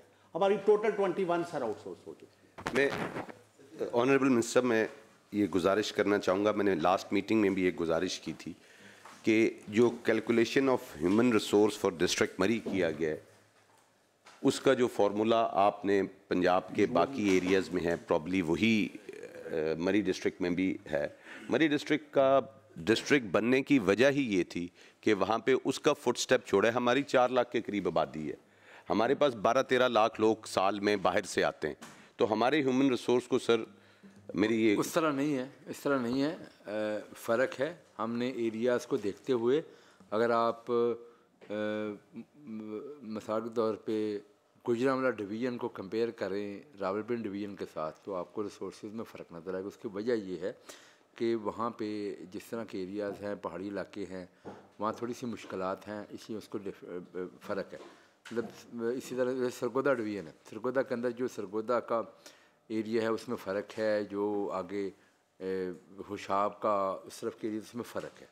तो ये इसमें फ़र्क है जी, लेकिन अगर इसमें कोई ऐसी कमी कमज़ोरी होती है तो उसको भी हम कर सकते हैं। हाँ सर, RWMC से पूछ लें कि आपकी जो यहाँ पे ह्यूमन रिसोर्स आपने एक जगह पर कुछ 150 और 2 तहसीलों में एक जगह पर 500 के, क्या ये आपने जो जनरल लाइक टेक्सले के लिए, लाइक गुजर खान के लिए, लाइक काहूट के लिए कैलकुलेट किया है उसी फार्मूले पे ही या डिफरेंट है? ये सर ये बिल्कुल उसी फार्मूले पे है। लास्ट टाइम पे जो मरी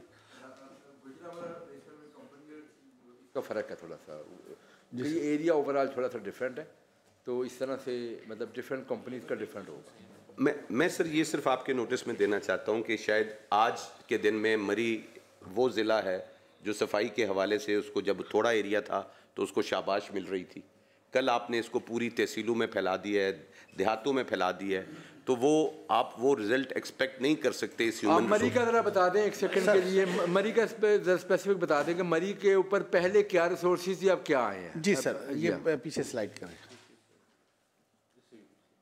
हाँ सर, मरी के सर टोटल हमारे पास जो स्टाफ था ना वो 35 बंदों का था, और जो है ना हमारे पास मशीनरी सिर्फ 10 की अवेलेबिलिटी थी। पूरे मरी कोटली सतिया में ज्वाइंट आप बता दें बेशक। सर ज्वाइंट तो हमारे पास टोटल 35 बंदे थे, कुछ भी नहीं थे, और 10 की मशीनरी थी। बाकी अब 639 के करीब जो है ना वो अब आपने ऐड किए हैं और 674 टोटल हो गए। जी सर, ये हो गया सर। तो इनसे पूछे उस वक्त कितना एरिया कवर कर रहे थे और अब शहर कर रहे थे। अब आपने उस शहर के अगेंस्ट अप्रॉक्सीमेटली अगर लेट सपोज वो 10 किलोमीटर का एरिया कर रहे थे तो अब 100 किलोमीटर के रेडियस में चले गए।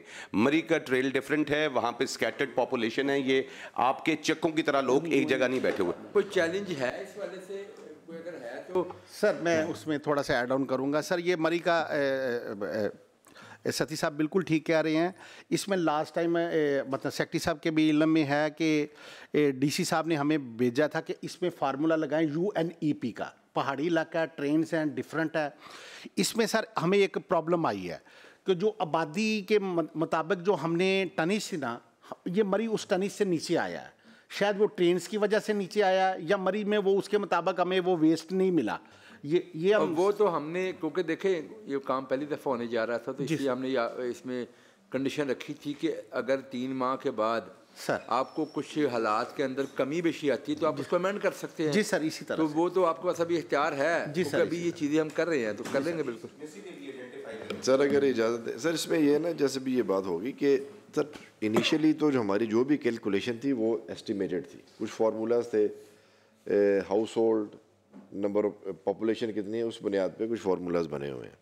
लेकिन जैसे भी मिनिस्टर साहब ने कहा कि उस फार्मूले पे हमने इनिशियल तो असेसमेंट कर ली और उस हिसाब से अपनी ह्यूमन रिसोर्स और मशीनरी की एक एस्टिमेशन कर ली। लेकिन अब ऑब्वियसली जब एक्चुअली काम हो रहा है तो हमें एक्चुअली अब पता चलेगा कि यहाँ पे कितने रिसोर्सेज रिक्वायर्ड हैं, कम हैं या ज़्यादा हैं। तो वो 3 महीने के बाद जब कॉन्ट्रैक्टर आपको विद फिगर्स और विद आपकी अपनी असेसमेंट एक चीज़ सामने आ जाएगी एक्चुअली कि जी इतना वेस्ट है और इतनी HR से ये नहीं होने वाला, आपको HR बढ़ानी है। तो ऑब्वियसली जब वो अपनी रिक्वेस्ट भेजेगा बोर्ड में तो कंपनी को हमने ये कहा है कि आप कोई थर्ड पार्टी इंगेज करके इसकी इंडिपेंडेंट असेसमेंट करवाएं। And if you are comfortable कि जी जो बात है ये ठीक है, ये हकीकत में मबनी है, तो आप अपने बोर्ड में रख के उस कॉन्ट्रैक्ट को अमेंड कर लेंगे। उसमें अगर ह्यूमन रिसोर्स बढ़ानी पड़ती है बढ़ जाएगी, कम करनी पड़ती है कम हो जाएगी, टनेज अगर रिवाइज़ करनी है तो टनेज भी रिवाइज हो जाएगी। लेकिन ये एक्चुअली जब कुछ अरसा ये काम चल जाएगा तब इनके पास एक्चुअल फिगर आएगा जिसकी बुनियाद पर ये अपना रिवाइज कर लेंगे कॉन्ट्रैक्ट को। सेक्रेटरी साहब, मैं ऑनरेबल मेंबर की बात को ज़रा समझा हूँ। उनका सवाल करने का मकसद ये है कि जब आपने वो फार्मूला जो भी फार्मूला था उसके तहत ये इसका मरी का और कोटली सतिया का बनाया था, तो जो टूरिज़्म वाला जो फैक्टर है उसको इनकॉर्पोरेट किया था कि कितनी टूरिज़्म होगी आती है साल की?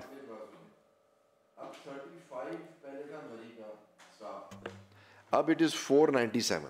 ओके, ये अगर आप इसको मल्टीप्लाई करें तो it is more than 10 times. वो कह रहे हैं ना आबादी भी सिर्फ 4 लाख है ना कि अभी जो एरिया कवर कर रहे हैं, अगर हम पहले 10 किलोमीटर रेडियस के कर रहे हैं तो अब हमारा 100 किलोमीटर हो गया। ठीक है, तो ये तकरीबन उसी जो जितना एरिया ऐड हो रहा था उसको रख के ही आपको ये HR नजर आएगी कि 497 अब उसने बंदे एंगेज करने हैं। इसमें ना ऑब्वियसली ये तो सर प्राइवेट सेक्टर अपने रिसोर्सेज को ना बड़ा एफिशिएंटली यूज़ करता है। हमने उनको ये कहा हुआ है कि जी हमारा एक ही है बेंचमार्क, ज़ीरो वेस्ट। हमें कहीं शहरों में, देहातों में, गांव में हमें कूड़ा नहीं नज़र आना चाहिए। अब मरी की सिचुएशन ये है कि अभी जब सीज़न आ जाना है तो वहाँ जो उसकी पॉपुलेशन है वो मल्टीपल टाइम्स बढ़ जानी है, उसी तरह उसमें कूड़ा बहुत ज़्यादा ऐड हो जाना है। तो सर उन दिनों वो फिर ज़्यादा रिसोर्स लगाएगा। लेकिन जब मरी में अब आजकल तो बर्फ़ पड़ गई तो कुछ टूरिज़्म हो गया, अदरवाइज़ तो खाली है। मैं तो आपको बताऊं सर, अपनी HR को वो एडजस्ट करता रहेगा। लास्ट मंथ फरवरी में मैं गया था मरी, एक डे का ट्रिप था, हमारे को उधर काम था।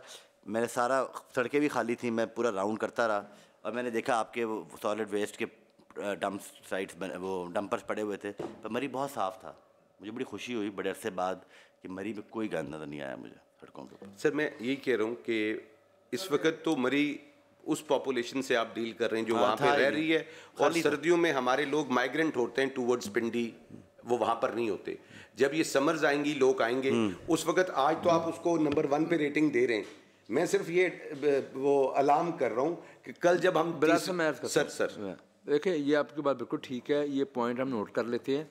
इसमें राना साहब इसको आप नोट कर ले, ये बात ठीक है। मरी की तो जो है ना टूरिज़म की हवाले से जो नंबर ऑफ लोग जो आके वहाँ रहते हैं वो तादाद भी आलमोस्ट जो है ना वो फिगर्स बड़ी क्लियर है, उसमें कोई बहाम नहीं है। तो इसको आप चेक कर ले कि हम ये नहीं कहते कि इसको आप 20 टाइम्स या 10 टाइम्स बढ़ा दे, लेकिन लेट्स से अगर मरी की इस वक्त क्या आबादी है डिस्ट्रिक्ट मरी की 4 लाख, तो 4 लाख पे किया है तो ये मरी में अंदाज़न जो है ना वो कितने आते हैं एक वक्त में, कितने लोग रहते हैं, जो फिगर्स क्या हैं? जो आपके स्टैटिस्टिक्स आपके सबके पास में होंगे तकरीबन 10 से 15 लाख लोग एक साल में मरी को, एक साल में it's a span of 1 year आते हैं। 10 से 15 लाख लोग इजाफी आते हैं, लेकिन आके चले जाते हैं, जो आके चले जाते हैं। लेकिन वो मैं ये कह रहा हूँ कि 4 लाख परमानेंट लोग वहाँ पर रहते हैं, जो बाकी 10 से 15 लाख हैं वो ऑन एवरेज कितने रहते हैं? मतलब वो तादाद 5 लाख पे रहती है, 6 लाख पे रहती है। सर वो मेरे ख्याल से 4 लाख तो हमारी पॉपुलेशन होगी, वो लोग कम से कम हमें एनुअल अगर आप उसको कैलकुलेट करें तो वो 12 करें ना, क्योंकि ये एट द टाइम वहां पे कितने सीजनली मैं एक्सप्लेन करता हूं सर, मैं बताता हूं। इसका ये टेबल बन सकता है सर। एक ही क्राइटेरिया अगर आपको सर गर्मियों में सीज़न में भी अगर कूड़ा नज़र आया सर तो आप हम हाज़िर हैं सर। अगर कूड़े की मैं गुजारिश करूँ सर, मेरी भी बात सुनने जाते में मुझे जाते थे, मैं मरी का रहायशी रहा हूँ। मैंने अपनी सारी ज़िंदगी जो है ना आधी ज़िंदगी वहाँ गुजारी है।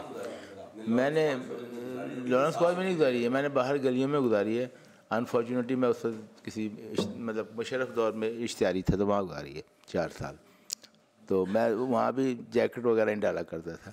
आपकी बात ये सही है कि जब सीज़न होता है तो बहुत ज़्यादा रश होता है, ट्रैफिक भी बंद हो जाती है। अब इन्होंने आपको जो तहफ़्फ़ुज़ात हैं वो हमें भी हैं, ठीक है, लेकिन जब मरदमशुमारी हुई थी लास्ट टाइम इस बार से पहले, तो उस वक्त एक एतराज़ था मरी और कोटा का कि जिस वक्त मरदमशुमारी हुई थी आपकी आधी आबादी उस वक्त पिंडी शिफ्ट कर जाती है, जिसकी वजह से मरदमशुमारी पर और वहाँ के वोटों पर आज तक वो लास्ट में शायद वो तहफ़्फ़ुज़ात दूर हो गए होंगे कि मरदमशुमारी में आधे लोग आपके जो मरी के मकामी लोग हैं वो शिफ्ट कर जाते थे। तो इस हिसाब से जो इन्होंने कर रखा हुआ है कि हमें कि कोई कूड़ा नज़र नहीं आना चाहिए, गर्मी हो या सर्दी हो, ये चीज़ जो है आपको भी पसंद होगा, उनको भी पसंद होगा, सबको पसंद होगा। बाकी अगर कोई आपके तहफ़्फ़ुज़ात हैं तो आप चेयरमैन साहब जो एल सीखे उनसे अलहदा एक मीटिंग कर लें जो आने साथ साथ कर सकें, क्योंकि हमारा इशू यही है कि हम सब इस तरह का एक टीम है और हम इसको कामयाब करना चाहते हैं। आपने भी ये इसी रखाया कि कोई कल जो मसला ना आए, ये बहुत बड़ा सीएम साहबा का और मिनिस्टर साहब का बहुत बड़ा जो है ना ये स्टेप लिया गया है। मैं पहले भी कहता था कि मैं शोर मचाता था कि GLWMC से लाहौर ही रहेगी, ऐसी शहूबर एनजी हैं फलां हैं, ठीक है ना, लेकिन अब पूरे पंजाब में फैलाया गया है। इसमें बहुत से पॉइंट अच्छे भी हैं, कोई वीक पॉइंट भी होते हैं, तो साथ साथ दूर करने की गुंजाइश मौजूद है। तो आप अगर अपना LWMC जो चेयरमैन हैं इनके साथ मीटिंग फर्दर कर लिया करें, जो चीज़ें इशू आती हैं, और आपकी मदद की भी हमें ज़रूरत है। आप अवामी नुमाइंदे भी हैं, वहाँ रहते भी हैं, पार्लिमानी भी हैं और मसम मरी को सबसे अच्छा जानते हैं, सारा ज़िंदगी आपने वहाँ गुजारी है। तो इस जो इश्यूज़ हो तो आप वो कंसर्न कर लें, उसमें कोई प्रॉब्लम हो तो हम हाज़िर हैं। मैं बस इसको with the permission of minister साहब, चेयरमैन साहब, आपसे भी इजाज़त के साथ ये कहना चाहूँगा, ये चीज़ मैंने आइडेंटिफाई इसलिए कर रहा हूँ सर, जो बात कर रहे हैं ना, बेसिकली मैडम का स्लोगन है कि हमने हर घर से कूड़ा उठाना है। ये डिस्ट्रिक्ट मरी में ह्यूमनली पॉसिबल नहीं है। आप इसके 4 गुना ज़्यादा आप हमें ह्यूमन रिसोर्स दे दें, गंद आपको नज़र आएगा। जो मैं सिर्फ आइडेंटिफाई इसलिए कर सर देखिए नहीं ट्वाइस वीक है, लेकिन इसमें हम ये भी कर रहे हैं, देखिए गलियों के बाहर ड्रम्स भी ऐड करवा रहे हैं। देखिए बात यह है कि ये जैसे जो वक्त गुजरेगा उस हिसाब से लोगों के घरों से कूड़ा उठाया भी जाता है। फिर लोगों को एक और चीज़ होती है कि दिन के वक्त अगर आके उठा के गए, शाम को भी एक शापर के लोगों ने बाहर फेंकना होता है, तो वो उसके लिए वो किसी खाली प्लाट में फेंके, उससे बेहतर है कि वो किसी ड्रम में फेंक दे। तो ये चीज़ें साथ साथ देखें ऐड हो रही हैं। जैसे शुरू में बात की गई थी, मेरा ख्याल है कि हम इस चीज़ को ये देखें कि ये चीफ मिनिस्टर ने जो ये स्टेप लिया था, इससे पहले कि पंजाब के क्या हालात थे। अब हम इसके ऊपर डिस्कशन ये कर रहे हैं कि इसको इस तरह मज़ीद इम्प्रूव किया, यानी कि इम्प्रूव ऑलरेडी हो चुकी है। पहले अगर यहाँ पे थे हम, तो अब यहाँ पे आ चुके हैं। अब हमारे पास रिसोर्सेज मौजूद है, एफिशिएंटली काम कर रहे हैं, और बहुत सारे जो रूरल एरिया वहाँ पे कभी कोई गया ही नहीं था। शायद 78 सालों से कई जगहों से कभी कूड़ा उठे नहीं था, अब उठना शुरू हो गया ना। अब जो हम असेस भी कर रहे थे चीज़ों को, जहाँ से हीप्स उठाते हैं तो वहाँ से कूड़ा उठता है, तो उसके बाद वो ख़त्म ही नहीं होता, उठता जाता है। वो नज़र आता है कि ये इतना सा पहाड़ है, जब उसको उठाते हैं नीचे भी एक पूरा कुआँ जो है ना कूड़े से भरा हुआ है। तो बात ये कि ये चैलेंजेस हैं, ये चीज़ें हो रही हैं, इसको बिल्कुल हम कमिटेड हैं जी कि अगर जो भी कहीं कोई रिसोर्सेज के अंदर प्लस माइनस करने की ज़रूरत होगी तो हम बिल्कुल करेंगे, साथ साथ करेंगे, आप लोगों के फीडबैक के साथ करेंगे। एक और चीज़ भी है कि गवर्नमेंट तो रिसोर्सेज लेके आ सकती है ना। गवर्नमेंट एक मॉडल बनाया है, मॉडल जो इंसानों का बनाया मॉडल, उसमें कमियाँ कताइयाँ भी हो जाती हैं। तो जो कमियाँ कताइयाँ इंसान एक पूरा प्रोसेस है, बेहतर करता रहता है और इंशाल्लाह बेहतर करते रहेंगे। लेकिन इसके साथ साथ जो हमारे एक और चीज़ है जो बतौर अवामी नुमाइंदे हम सब की जिम्मेदारी होनी चाहिए, तो जो सोशल बिहेवियर्स हैं उनको भी हमने बेहतर करना है। ठीक है जी। अब देखें, मैं बहुत सारी हमें कंप्लेंट्स आती हैं, आप लोग ख़ुद देखें, और ये चीज़ होती है कि जी एक ड्रम पड़ा है, कंटेनर पड़ा है, कंटेनर आधा भरा हुआ है, उसके बाद ढेर लगा हुआ है कूड़े का। भाई वो जो कूड़े का ढेर लगा, क्योंकि वो कंटेनर तो दिन में उन्होंने एक दफ़ा का आके खाली करना है, तो उसके बाद जो सारा दिन जो कूड़ा वहाँ पे इकट्ठा होना है, उसको क्यों नहीं हम लोगों को ये साथ तरगीब देते कि भाई बाहर जो पड़ा है उसको अंदर फेंक दे। फिर उसके बाद ऐसे भी है सूरत हाल कि कूड़ा अंदर फेंका हुआ है, कुछ लोग आते हैं वो उसको बाहर निकालते हैं, उसमें चीज़ें निकालते हैं, वहीं छोड़ के जाते हैं, और हम लोग गुजरते होते हैं उनको रोकते नहीं हैं। हम गुजरते हुए उनको रोकते हैं, उनको समझाते नहीं कि यार ये काम ना करो, इस तरह चीज़ें ना करो। और ये बाकायदा मार्केट्स के सामने चीज़ें हो रही है। हम कंप्लेंट्स क्या कर रहे होते हैं कि ये देखिए ड्रम पड़ा, कंटेनर बड़ा, कंटेनर के साथ कूड़ा पड़ा है। बिल्कुल हो सकता है, ये बहुत सी जगहों में होगा, लेकिन क्या वो विदिन 24 आवर उठा कि नहीं उठा? क्वेश्चन तो ये उठता है, बिल्कुल उठता है, 24 आवर के अंदर अंदर उठते है, क्योंकि कॉन्ट्रैक्ट के अंदर ये है कि हमने उसको दिन में एक दफ़ा उठाना है। हम परमानेंट वहाँ पे गाड़ी हर के साथ तो नहीं खड़ी कर सकते कि हर 15 मिनट बाद उसको खाली करिए, मुमकिन ही नहीं है, डूएबल नहीं है। दुनिया के अंदर जितनी भी ये डेवलप कंट्रीज़ हैं वहाँ पे लोग इन बने हुए सिस्टम्स के मुताबिक अपने को चलाते हैं। हाँ, हफ्ते में एक दफ़ा उठा, क्यों हमें ऐसे क्यों करना पड़ा? क्योंकि हमारे सोशल बिहेवियर्स के अंदर ना हमें चीज़ों को बेहतर लाना पड़ेगा। हुकूमत अपनी पूरी जिम्मेदारी कर रही है, तो हम सब बैठे हैं। मेरा ख्याल है कि हमें कम से कम अपने अपने हलकों के अंदर इस चीज़ को मॉडल के तौर पे करना पड़ेगा, लोगों को समझाना पड़ेगा। जो एप्रिसिएशन की आपने बात वो मैं कर रहा हूँ, लेकिन ये सोशल बिहेवियर हमें बेहतर करने पड़ेगा। सती साहब ये बताएं कि आपको कोई चेंजिंग पहले के बाद इस सिस्टम से पहले जो आपके मुख्तलिफ पहाड़ी गाँव शाँव है, छोटे छोटे हैं जगह, तो वहाँ पे क्या नाम है, आपको चेंजिंग महसूस हुई है? बला की सफाई पे भी और लोगों की यानी मैं समझता हूँ इन लोगों की मोबिलाइजेशन जो ये लोग काम कर रहे हैं और जो RWMC की मैनेजमेंट सिस्टम है, मैं ये नहीं है कि बंदे भरती हैं तो वो एक शहर में ही बैठे हुए हैं या किसी यूनियन काउंसिल के हेडक्वार्टर पे बैठ जाते हैं। जितना ह्यूमन रिसोर्स अवेलेबल है वो फील्ड में जा रहा है, वहाँ से कूड़ा उठा रहा है। इनका जो सुपरवाइज़र है वो उसकी वीडियो बना के इनको भेज रहे हैं। वो जो आपने मैकेनिज्म बनाया दैट इज़ एक्सीलेंट और उसके रिजल्ट्स आ रहे हैं। इसीलिए हम डिमांड कर रहे हैं कि हम नंबर 1 डिस्ट्रिक्ट हैं, हमें नंबर 1 रहने दीजिएगा। सर मेरी गुजारिश है कि सर पहले तो सिस्टम था नहीं, अब हम चाह रहे हैं कि बिल्कुल परफेक्ट सिस्टम हो जाए। सर हो जाएगा लेकिन इसमें थोड़ा टाइम लगेगा। जी नेक्स्ट आइटम है हमारे पास जी, लास्ट मीटिंग में जो डायरेक्शंस दी गई थी कमेटी की तरफ से, उनकी कंप्लायंस रिपोर्ट कंसिडरेशन। जी लास्ट मीटिंग के मिनट्स में 7 नंबर पे है जी सर, उसमें उसी में है, उसी में। हाँ जी जी सुल्तान और बहावलपुर में था लोकल ह्यूमन रिसोर्स की हायरिंग, वो उसमें हमने डायरेक्शन इशू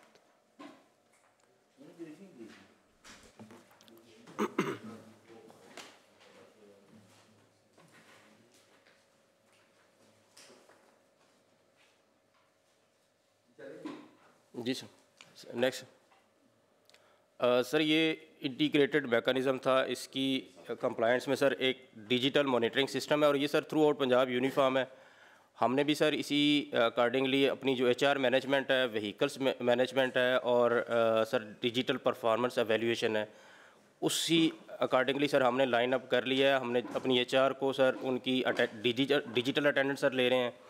इसी तरह जो हमारा VTCS सिस्टम है sir, vehicle trip counting system, और VTMS जिसमें सर हम ट्रिप काउंटिंग भी देखते हैं सर, उसकी रियल टाइम सर पिक्चर भी लेते हैं कि उसके अंदर जो वेस्ट है वो किस कैटेगरी का है सर, और वो भी सर हमारे डैशबोर्ड के ऊपर आ रहा होता है। और उस डिजिटल अटेंडेंस और व्हीकल ट्रिप काउंटिंग सिस्टम के बाद सर जो हमारी परफॉर्मेंस एवेल्यूएशन है सर, वो डेली डैशबोर्ड के ऊपर सर यहाँ पे वो शो होती है और डिजिटल मॉनिटरिंग है सर। और इसी तरह सर हमने एक प्रोविंशियल कंट्रोल रूम जो सेक्रेटेरिएट में और हर MWMC के सर अपना कंट्रोल रूम, डिस्ट्रिक्ट के अंदर कंट्रोल रूम और इवन सर तहसील लेवल पे हमने अपना कंट्रोल रूम्स बनाए हुए हैं। और उसके ऊपर सर हमारा स्टाफ है, मॉनिटरिंग असिस्टेंट्स हैं जो UCs के भी हैं और IT बेस्ड भी हैं।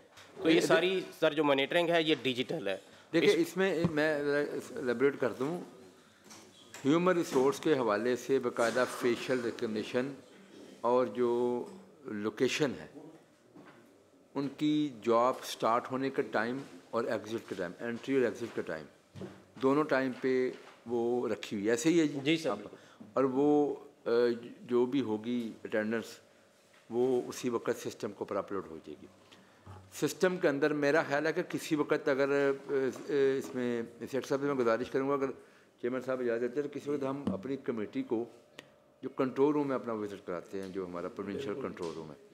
और इसमें अभी हमने कल ही सेक्रेटरी साहब ने एक लेटर जारी किया है, क्योंकि अब तकरीबन बहुत सी जगहों पर 3 माह इसके लगभग चीज़ें हो गई हैं, और अभी हमने उनको टाइमलाइन दे दिया है कि इस टाइम तक टोटली डिजिटल सिस्टम को पर आ जाए। इसमें क्योंकि जैसे हर चीज़ के अंदर चैलेंजेस मौजूद थे, अब भी इसके अंदर कुछ जगहों पे हैं, तो वो हमने उस पर कर दिया है। तो आपको इंशाअल्लाह हम किसी वक्त जो है ना वो चेयरमैन साहब आप जब कहेंगे कंट्रोल रूम आपको बता देते हैं जी। अच्छा सर, ये जो आपने HR के ऊपर ब्रीफ दी है, ये मैं सदर की तहसील की बात करता हूँ सर। 2.5 MNA के हल्के हैं वहाँ पर ये मैकेनिज्म इन प्लेस है और काम शुरू है सर। सिटी और सदर में ये सर 11 मार्च से हम स्टार्ट कर रहे हैं सर। 11 मार्च से शुरू होना जी है? सर अभी शुरू होना है सर। ये वो उन तहसीलों में जहाँ पे हमने रेगुलर सर्विसेज सर स्टार्ट कर दी हैं, वो हमारी 7 तहसीलें हैं सर। कौन कौन सी? सर कबीर वाला है, जलालपुर पीर वाला है, और विहाड़ी जहानिया है सर। इसके अलावा बुरे वाला और मेलसी सर। सदर में क्या इश्यूज आ रहे हैं आपको? सर सदर के इश्यूज थे कि वहाँ पे सर HR बहुत ज़्यादा ह्यूज मतलब थी, और वो उसकी हायरिंग के ऊपर इश्यूज था, मशीनरी के ऊपर सर इश्यूज था। सर जनाब ने लैंडफिल साइट के ऊपर भी लास्ट जो मीटिंग थी उसके ऊपर भी आपकी ऑब्जर्वेशन थी सर। लैंडफिल साइट की सर डेवलपमेंट का सर इशू था। जलालपुर पीर वाला में सर हमने लैंडफिल साइट डेवलप की है सर। वो एक स्टेट ऑफ आर्ट सर हमने लैंडफिल साइट इस तरह की है कि उसके ऊपर सर जो सॉइल कवर था उसके ऊपर जो हमारा सर वेंडर है वो ऑलरेडी UAE में भी काम कर रहा था ये सेम सर्विसेज, तो उसने एडिशनल सर वो हमारे बिडिंग डॉक्यूमेंट में नहीं था, लेकिन उसने एक जियो मेम्ब्रेन सर वहाँ पे बिछाई है। तो हम रेप्लिकेट कर रहे हैं सर उसी मॉडल को बाकी तहसील्स के अंदर भी सर। हाँ, बाकी तहसील में भी करें और बाकी पूरे सूबे में करें अगर उस बंदे ने काम किया हुआ है। वो इंशाल्लाह सर वो मैं प्रेजेंटेशन एक अलग से सर वो उसकी शेयर करूंगा, वो अलग से सेक्रेटरी साहब को बताएं। बट यू आर सेइंग कि 11 मार्च को ये ऑपरेशन होएगा सारा कुछ? ये सर सिटी और सदर में सर 11 मार्च से सर स्टार्ट होगा। सिटी और सदर ही मुल्तान है, और क्या रह गया पीछे? सर 2.5 MNA की सीटें, एक तहसील सर। 70 यूनियन काउंसिल हैं सर, 70 सर। हाँ, लेकिन हमारे वो 2.5 हो गया, सेमी अर्बन ही हो गया।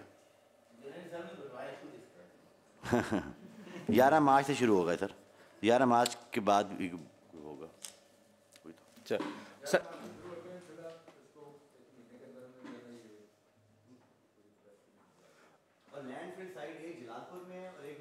सर वो यहाँ पे सर एक तो वो हबीबा सियाल वाली, और एक सर लाबड़ मोड़ पे हमने सदर की सर। लाबर मोड़ पे लाबर मोड़ जो सदर की सर अलग है, सिटी की अलग है सर। जो वो शुजाबाद के पास है लाबर जी सर, शुजाबाद वही वाला लाबर मोड़, और शुजाबाद की सर अपनी भी अलग से है सर। शुजाबाद की अपनी भी है। चलें गुड सर। ये फिजिबिलिटी स्टडी के ऊपर सर हम अर्बन यूनिट के साथ मिलके सर करेक्टराइजेशन ऑफ वेस्ट पे सर काम कर रहे हैं सर। हमने एक सैंपल पकड़ा है और जिसमें अर्बन, रूरल और फिर पॉपुलेशन के सर डिफरेंट सेगमेंट्स को सर हमने टच किया है। इनको सर वेस्ट सर वो दे देते हैं सर, शॉपर वगैरह सर दे देते हैं, और वहाँ से उसके ऊपर सर हम स्टडी कर रहे हैं। तो सर ये नेक्स्ट वीक तक ये स्टडी सर हो जाएगी फाइनल, तो वो रिपोर्ट इस फोरम पर सर शेयर कर ली जाएगी सर। नेक्स्ट सर पार्लियामेंटेरियंस के साथ हमारी जितने भी सर रेलेवेंट कॉन्ट्रैक्टर्स हैं उनको तमाम सर हमने मल्टीपल सर मीटिंग्स भी करवा दी हैं, कोऑर्डिनेशन भी करवा दी है सर। HR के हवाले से भी सर उनकी इवन जो बीट प्लान्स थे वो भी सर हमने उनसे फीडबैक लिया है, और उसके मुताबिक सर वो की है। सर के साथ भी सर हुए हैं सेशन सर हुए हैं, और सर ये जितने भी हमारे पार्लियामेंटेरियंस हैं, हमारे टिकट होल्डर्स हैं, या उनके सब के साथ सर जो रेलेवेंट कॉन्ट्रैक्टर्स के साथ, और हमने खुद जाके सर सेशंस करवाए। पार्लियामेंटेरियन के साथ किसी कोई मीटिंग हुई है? अगर ये नोट फरमाने को टाइम दे दें हमें, अपने हमारे मेंबर्स को भी आप ऑन बोर्ड करें सर। जनाब से मैं सर 2 दफ़ा सर हमारे मेंबर्स को भी ओनरशिप दें जो इन मीटिंग फरमा रहे हैं। डोगर साहब की मीटिंग पार्लियामेंटेरियन के साथ हुई है, हमारे मेंबर के साथ नहीं हुई। कितना डिस्क्रिमिनेशन है साहब, आप ये मीटिंग करें सर, और जाते ही जाके मैं इंश्योर कराता हूँ जिस चीज़ को जी इंशाल्लाह। मैं जब आया था वहाँ पे मैंने आपको बिल्कुल रहमत दी थी। हम भी वोट लेके आए हैं, हमसे तो कोई भी सी LWFC वालों ने फीडबैक ले रहे हैं, बिल्कुल आपके साथ भी मीटिंग करते हैं। मीटिंग चल रही है, आगे भी मीटिंग इंशाल्लाह आपके साथ करेंगे सर।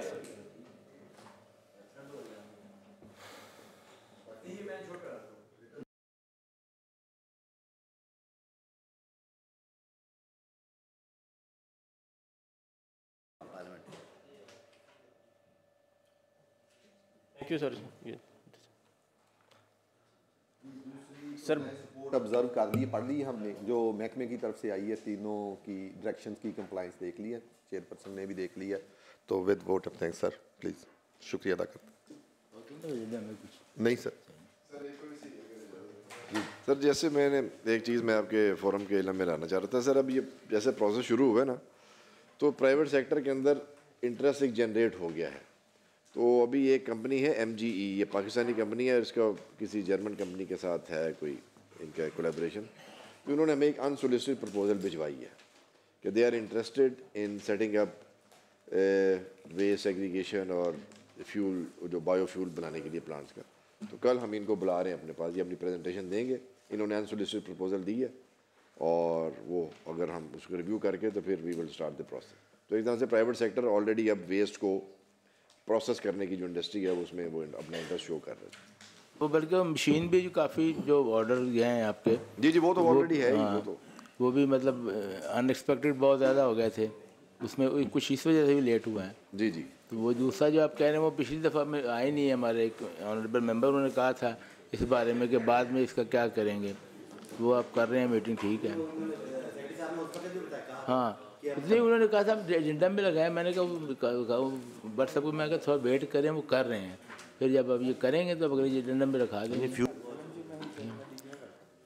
मैं जी अपना मिनिस्टर साहब का, पार्लियामेंट सेक्रेटरी साहब का, गिलानी साहब का, तमाम मेम्बरान का शुक्रगुजार हूँ, और ख़ास करके अपने लोकल गवर्नमेंट महकमे का। और मैं ये समझता हूँ कि अब तक आज तक जो कार्रवाई हो रही है वो काफ़ी हद तक सेटिस्फाई है, मुतमईन है।